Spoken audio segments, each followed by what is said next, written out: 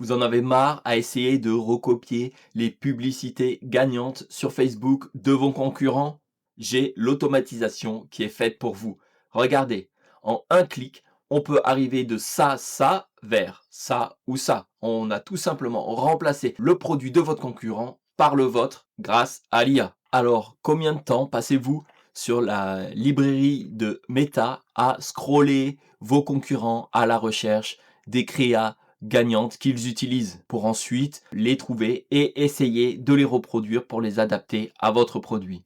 Eh bien, fini tout ça. J'ai créé une automatisation simple et efficace pour mettre votre produit à la place de votre concurrent dans ses publicités. Allez, je vous montre ça. Bonjour à tous, je suis Jérémy, le fondateur de l'agence Ascendia, où j'aide les e-commerçants à gagner du temps et faire plus de ventes avec des systèmes IA. Si cette automatisation de copie d'ad vous intéresse, vous pourrez la trouver gratuitement dans mon groupe School, où je pourrai vous aider à l'implémenter en one-to-one, ou si vous êtes intéressé par implémenter des automatisations IA dans votre business, n'hésitez pas à réserver votre appel gratuit pour voir ce que nous pourrons faire pour vous.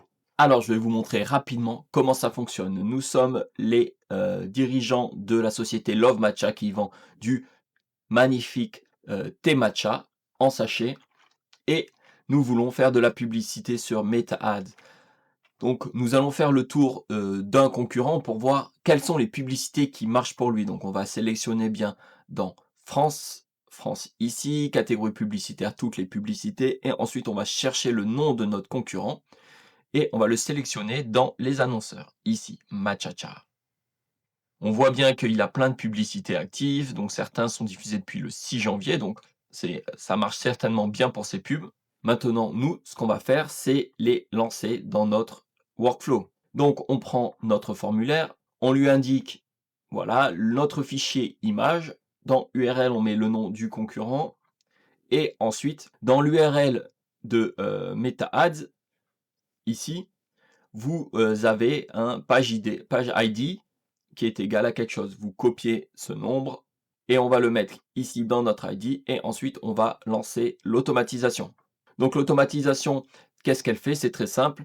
Elle va aller transformer l'image en base 64 et ensuite elle va aller récupérer toutes les publicités de la page Meta Ad, là, celle-ci. Elle va les split pour en avoir différents objets JSON et on va passer individuellement sur chacun. Donc, elle va prendre le premier, elle va vérifier que c'est pas une vidéo. Si c'est une vidéo, à ce moment-là, elle recommence dans la boucle. Si c'est une image, elle exécute la suite du workflow. La suite du workflow, ça consiste simplement en aller chercher l'image, l'URL de l'image, l'uploader dans un Google Drive, ensuite l'extraire en base 64 et effectuer la copie. Donc c'est un nœud tout simple où je dis prends notre produit et mets-le à la place de celui de la photo. Ensuite, on vérifie que la copie a bien eu lieu. Si ce n'est pas le cas, alors on passe sur l'item suivant s'il y a eu un souci. Ça peut arriver avec les conditions d'utilisation. Et si jamais c'est bon, à ce moment-là, on va reconvertir ça en fichier pour le mettre dans notre Google Drive, dans notre dossier Google Drive, et ensuite on repart sur l'item suivant. Je vais arrêter le workflow ici et on va aller voir tout de suite les résultats. Hop. Alors, qu'est-ce qu'on a ici? On a solde 35%. Alors, l'image initiale était celle-ci. Solde, moins 35% pour le tiers Machacha. Et on en a fait celle-là. Donc, on voit bien, c'est vraiment exactement la même image. Il n'y a que le produit qui change. Et on voit que Banana Pro a même continué les bandes avec marqué solde pour garder de la cohérence. Dans ce cas-là, moins 35% encore. Un espèce de frappuccino matcha, je ne sais pas exactement ce que c'est. Et hop, on le remplace parfaitement par notre produit. Alors c'est impressionnant, hein. Avant d'aller explorer le workflow nœud par nœud, je vous rappelle que vous pouvez récupérer cette automatisation gratuitement sur le groupe School où je pourrai vous aider à l'installer en one-to-one. Ou alors, si vous êtes intéressé par l'installation d'automatisation IA dans votre business, contactez-nous et nous discuterons ensemble pour trouver les automatisations qui vont avoir un réel impact pour vous. Maintenant, de retour sur notre automatisation, le trigger pour ce workflow, ça va être, comme vous l'avez vu, un formulaire. Ce formulaire, Très simple, il va contenir 3 champs. Un pour envoyer, pour uploader l'image du produit. Un que j'ai appelé URL, mais bon, c'est pas vraiment l'URL, c'est le nom de votre, de l'annonceur. Et le dernier, c'est l'ID de l'annonceur. Pour trouver exactement le nom de l'annonceur et son ID, on va la chercher vraiment dans l'URL, comme je vous ai montré précédemment. On a un simple nœud de transformation de l'image en fichier en base 64. Donc on met ici image produit et on va l'appeler data en sortie. C'est très simple. Pour rappel, si je passe un peu vite, vous n'avez pas le temps de voir, vous faites une petite capture d'écran et vous l'envoyez dans votre LLM préféré pour qu'il vous copie le texte et vous n'aurez plus qu'à l'utiliser, le copier-coller. Le scrapping, parce que je ne sais pas écrire, c'est scrapping bien sûr. On va utiliser Rapid API et notamment l'outil Facebook Ad Library Scrapper. Donc c'est celui-ci, donc on va dans Rapid API, vous créez un compte et vous pouvez accéder à de nombreux outils avec un appel API unique. Dans la barre de recherche, on met Facebook Ads Library Scrapper probablement. Et voilà, il nous l'a trouvé, c'est lui. On clique. Donc ensuite, une fois sur cette page, vous cliquez sur Compagnie Ads, parce que c'est ça qui va nous intéresser. Et ensuite, vous n'avez plus qu'à copier ici et ensuite venir coller ici dans Import CURL. Donc ensuite, dans ce scrapping, il va récupérer tout un tas d'informations. Nous, ce qui nous intéresse, c'est de les séparer. On va utiliser result, qui va être le résultat du nœud scrapping, pour le diviser en plusieurs nœuds. Donc on l'avait vu, ça va en créer 22 dans notre exemple, et on le fait rentrer dans la boucle.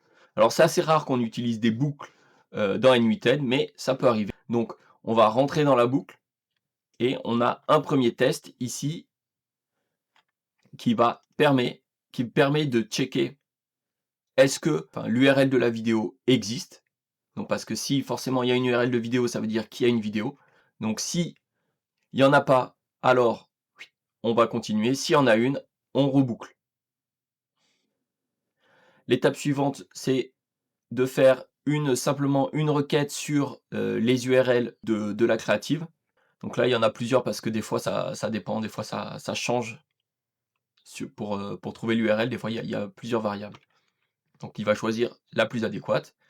Et ici, on n'est pas obligé d'uploader le fichier original, mais pour pouvoir vous montrer l'avant-après, je l'ai fait. Donc j'ai rajouté ce node upload file, qui est tout simplement un nœud Google Drive où on va venir uploader le fichier nommé data.